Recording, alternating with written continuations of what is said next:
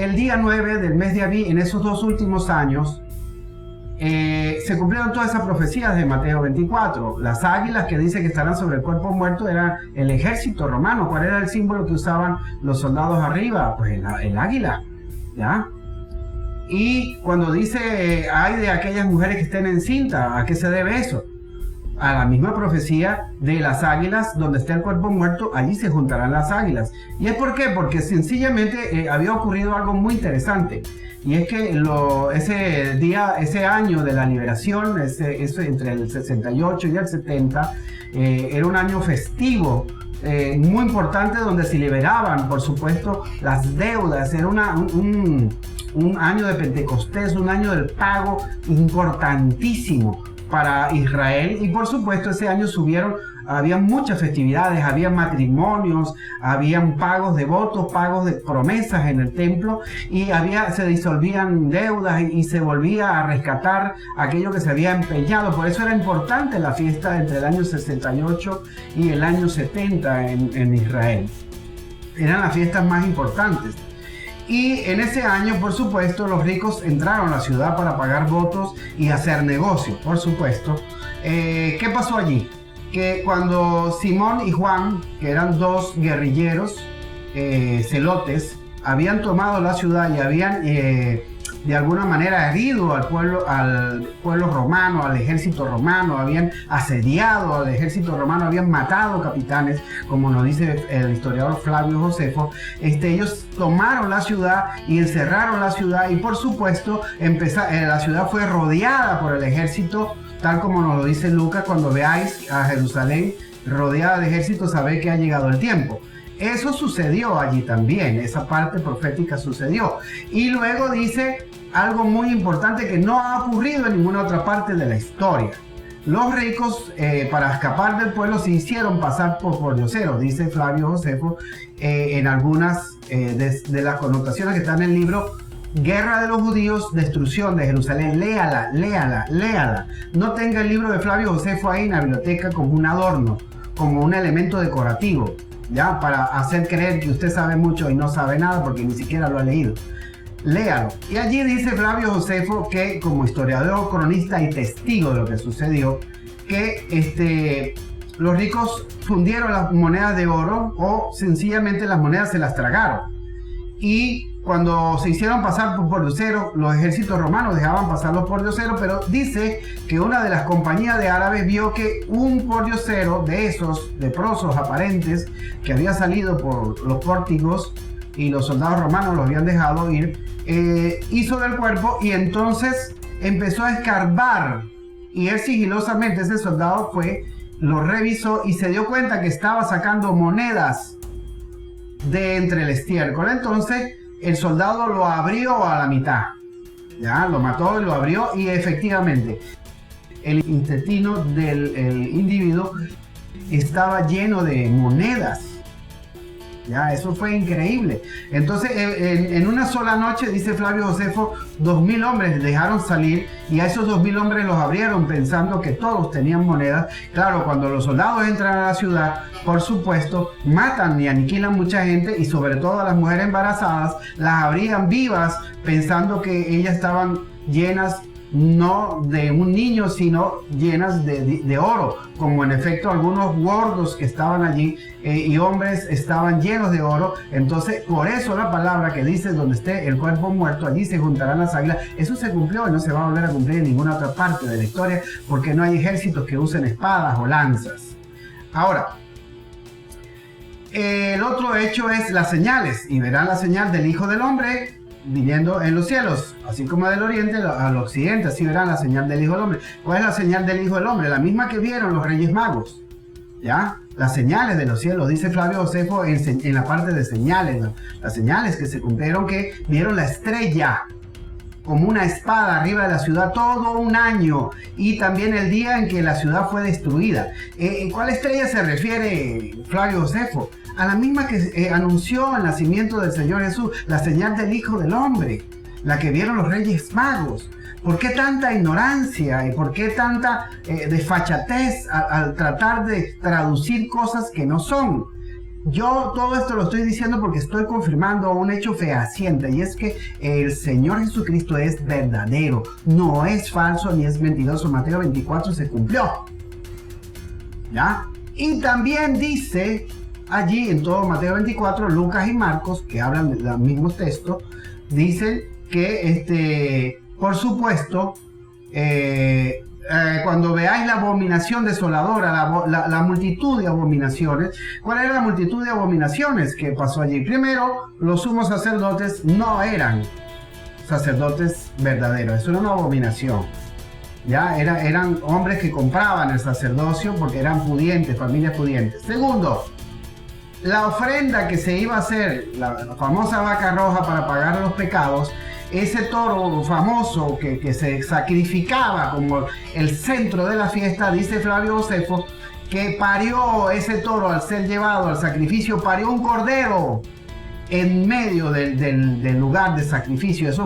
Es una ofrenda nefasta, eso es una abominación, porque no se podía presentar una ofrenda, por supuesto, que fuese impura, y eso demostraba que algo impuro había allí, y era el único toro, el principal de toda la fiesta. Ya no servía y no había más, porque estando la ciudad encerrada, todos los demás animales fueron consumidos porque no había comida.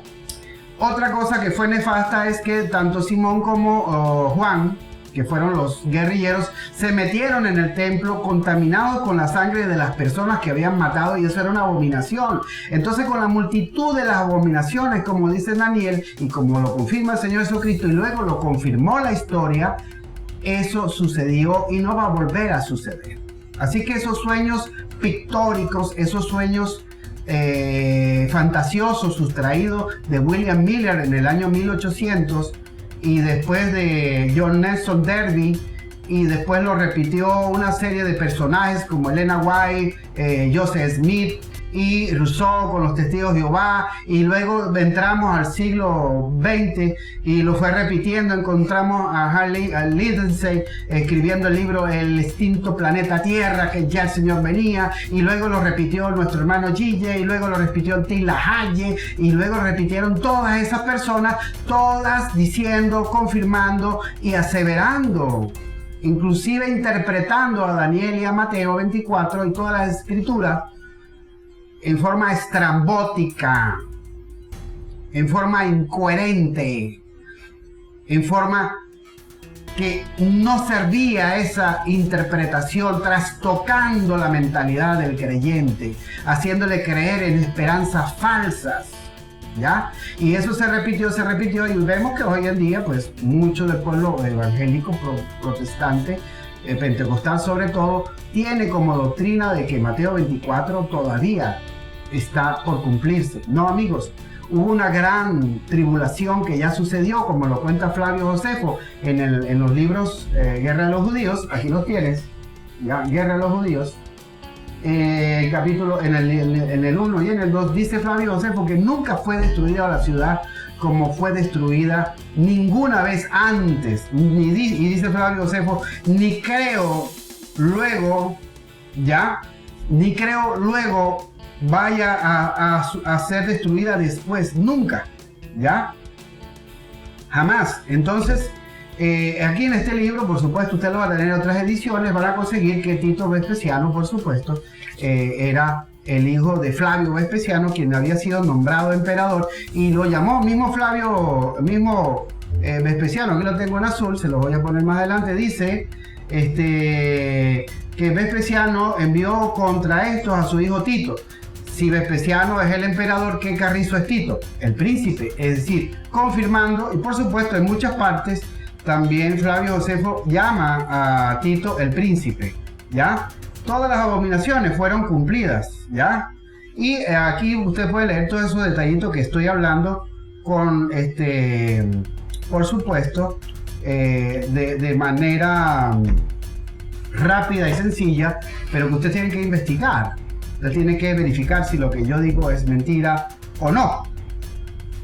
Y aquí dice en el prefacio, dice aquí, porque la guerra de los romanos hicieron contra los judíos es la mayor de cuantas nuestra edad y nuestros tiempos vieron. Es decir, no hay algo parecido. Y cuando el Señor Jesucristo dice, porque no habrá ni existirá una tribulación tan grande. Aquí lo confirma Flavio Josefo, esta partecita, capítulo, sí, versículo, página 5 del segundo tomo. Vean ustedes lo que dice la palabra. Porque de todas las ciudades que reconocen y obedecen al imperio de los romanos, no hubo alguna que llegase jamás a la cumbre de toda felicidad sino la nuestra. Ni hubo tampoco alguna de tanta miseria pareciera, y a la que fuese tan miserablemente destruida. Si finalmente quisiéramos comparar todas las adversidades y destrucciones que después de creado el universo han acontecido con la destrucción de los judíos, todas las otras son ciertamente inferiores. A eso se debe una gran tribulación, una gran destrucción, un crimen atroz, algo extraordinariamente horrible. Y eso, mis amados y amigos, pues ya pasó. ¿Por qué menciono Mateo 24 en esta introducción? Porque el Señor Jesús es uno de los grandes profetas. No solamente era el Hijo de Dios, sino que su palabra profética, usando todas las reglas de la escuela de profetas de Israel, fueron cumplidas. Y claro, los hijos del Averno, los hijos del vencido, su trabajo es descalificar esa palabra, su trabajo es hacerlo quedar como mentiroso, su trabajo es llevar esa información a un estado de duda y de descalificación, porque si Mateo 24 no se cumplió, entonces evidentemente el Señor Jesús es un mentiroso, es un falaz, ¿ya? Ahora, lo más importante de lo que yo les estoy compartiendo a ustedes, por supuesto, es el evento supremo. Vino el Señor Jesús en ese tiempo, y verán lo que lo traspasaron, lo verán, y todo ojo le verá, ¿ya? Entonces, yo les voy a dejar a ustedes, por supuesto, un gran problema. Algunas señales que comenta Flavio Josefo, se las voy a leer. Página 187 de este libro, le voy a poner el link y les voy a poner la información. Dice Flavio Josefo aquí: cuando apareció la estrella como una espada ardiente encima de la ciudad y duró la cometa todo el espacio de un año entero. También cuando antes de la guerra y rebelión primera, el día de la Pascua, juntándose el pueblo según tenía por costumbre a 8 días del mes de abril, a las 9 de la noche se mostró tanta luz alrededor del altar y alrededor del templo que parecía ciertamente ser un día muy claro. Y duró esto media hora larga, y aunque los ignorantes y la gente que no la entendían lo tuviesen por muy buena señal, todavía los que lo entendían tuvieron por cierto y juzgaron lo que había de ser. Este mismo día, en la misma fiesta, un buey que traían para sacrificar parió un cordero en medio del templo. ¿Por qué en su escuela de escatología no leen esto? Yo reto a esos maestros supuestos de escatología de los institutos bíblicos a que me digan ustedes por qué ustedes no leen esto. ¿Por qué siguen mintiendo a sus alumnos? ¿Por qué siguen engañando cuando ustedes son responsables, si han leído esto, de que aquí aparece eso? O lo pasan por alto y le dan, no, eso no puede ser, eso no es. Pero les voy a leer más. En cuanto al Señor, el Señor dijo mucho de los falsos profetas, y vendrán muchos falsos profetas. Juan y Simón decían que ellos eran el Mesías de Israel y por eso iban a liberarlo, y por eso el pueblo los apoyó en Jerusalén. Y se armaron para ir en contra de Roma porque ya no tenía emperador, y vieron la oportunidad de librarse del imperio romano, no sabiendo que ahora habían dos emperadores, Tito, Flavio Vespasiano, y Flavio Vespasiano, su papá, que ahora subía a Roma, ¿ya? Porque Flavio nombra a su hijo coemperador. Eso está en una placa en un monumento a la paz allá en Roma. Ahí está la placa que dice que Flavio nombró a su hijo coemperador. Yo la vi. Ahora, vamos a ver de los falsos profetas. Dice: causa de la muerte de esto había sido un falso profeta, el cual había predicado el mismo día en la ciudad, que Dios les mandaba subir al templo para darles señal y respuesta de su salud y salvación. Para que muchos profetas para que muchos profetas sobornados entonces por los tiranos, o sea, por Simón y por Juan, decían que ellos eran los Mesías. Para que muchos profetas sobornados entonces por los tiranos anunciasen al pueblo que esperasen el socorro de Dios y no tuviesen cuidado de guardarse y menos de huir de ellos. Y los que no tenían ni se guardaban ni se detuviesen también mucho mejor, con la esperanza que le daban estos falsos profetas. Es decir, esa palabra también se cumplió. El Señor Jesús dijo, vendrán falsos profetas. Entonces, todo eso está escrito aquí en la historia. Ahora, ustedes dirán, ¿por qué yo estoy citando esto? Porque ese evento histórico que el Señor Jesús profetizó de Mateo 24 ya se cumplió. Y voy a ser muy agresivo con lo que voy a decir ahora, sin importarme en lo absoluto lo que usted como religioso quiera creer y quiera confirmar y quiera decir, contradiciéndome. La historia lo desmiente a usted totalmente. Las piedras hablan. Los escritos y la gente inconversa que no es creyente lee la historia y sabe que es así. Y lo siento por usted, pero los testimoniales de lo que pasó en aquellos entonces ya están escritos. Que usted los ignore no quiere decir que la verdad deja de existir. Que usted siga predicando y enseñando una mentira 1000 veces no la convierte en verdad. Vaya y le exhorto en el nombre del Señor Jesús, en nombre de nuestro Dios, Eiser y Eiser, en nombre de Ruach HaKodesh, del Espíritu Santo, a que escudriñe la historia, porque usted sigue insistiendo en decir y afirmar que el Señor Jesús es un gran mentiroso y es un falso profeta. El Señor Jesús dijo claro, ¿veis todo esto? No quedará piedra sobre piedra. Pregunto, ¿fue destruido sí o no el templo?